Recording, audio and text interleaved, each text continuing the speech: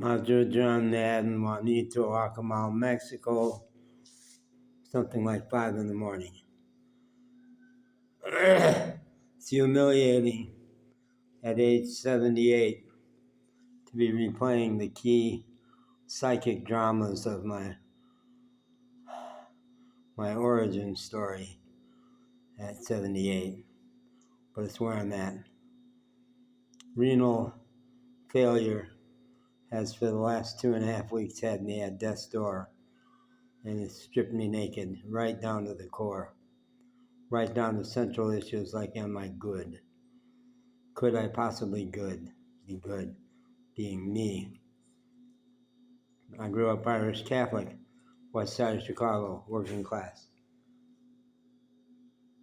The women of my mom's generation, she was born in 1913, were taught by the Irish Catholic Church, which was a particularly nasty puritanical strain of Catholicism, which was always anti-sex, taught to be good little frigid girls, rejecting of sex, wanting it only, literally taught that sex is only not sinful if it's specifically done in the service of procreation at a time of the month when that could happen. And even then, I'm pretty sure this was still, when I was a kid at least, still written into the law. Even then, if you enjoy it too much, it's a sin. There are techniques they would teach you to damp down the enthusiasm.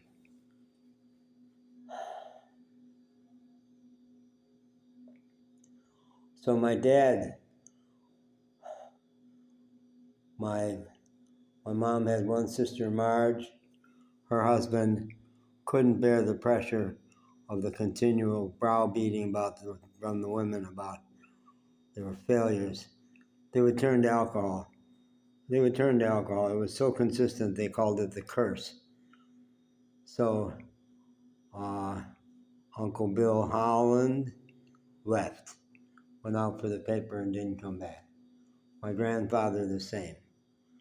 My dad hung in. He was a trooper, good worker, but hung over every morning, struggling to get up.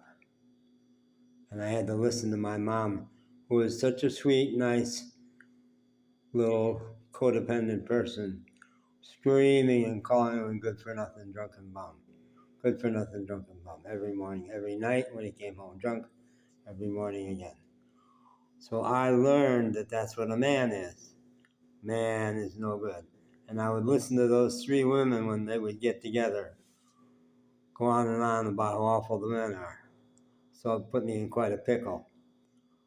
I decided to be like Father Ahern at the church. Everybody loved him. Good Irish guy, funny, smart. Went to the seminary.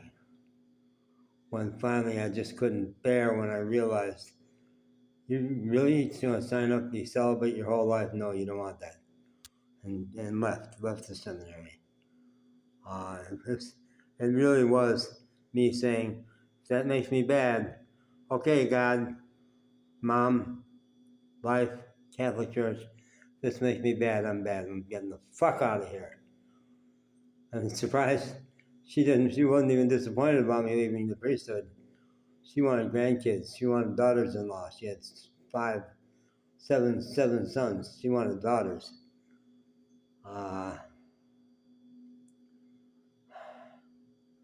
It was deciding not to be a doctor was the killer.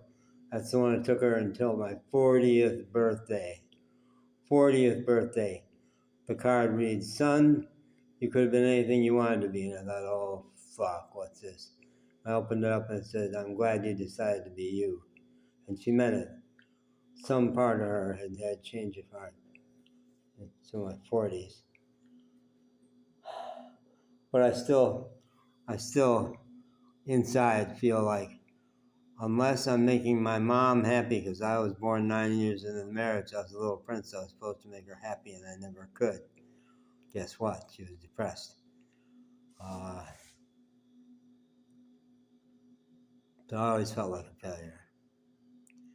And getting over that. So I tell elsewhere the drama in the last week of signing out of the hospital because I was dying in there. Had to get out, fought my way out of the hospital in Playa del Carmen.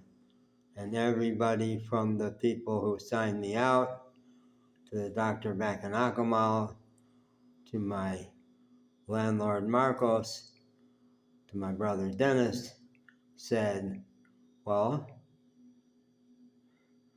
you weren't good. You didn't do it right. How dare you go against Dr. Rohr? And the local doctor says you're going to die. Without a catheter in there to make you pee, you won't pee, your bladder will break, and you'll be gone. And it's your fault. So, in the middle of all that, I stumble on Michael Franti's new song, Be Who You Are. I'll attach it. Beautiful, nurturing song where his message from his mom was Be Who You Are. Well, that wasn't a message from my mom, but I'm trying to make sense out of how I learned it. Who gave me the courage to fight back?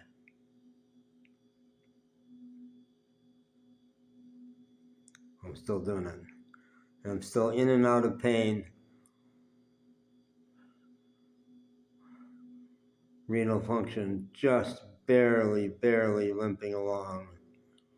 Just enough to not explode the bladder, not to put me in incredible pain.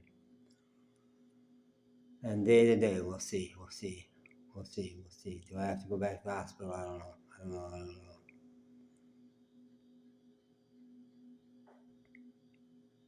There it is, folks. Rah. Hey, there's your marching orders. So survive. It's more about survival than thriving right now. But that song, I danced. It was this morning at 4 a.m.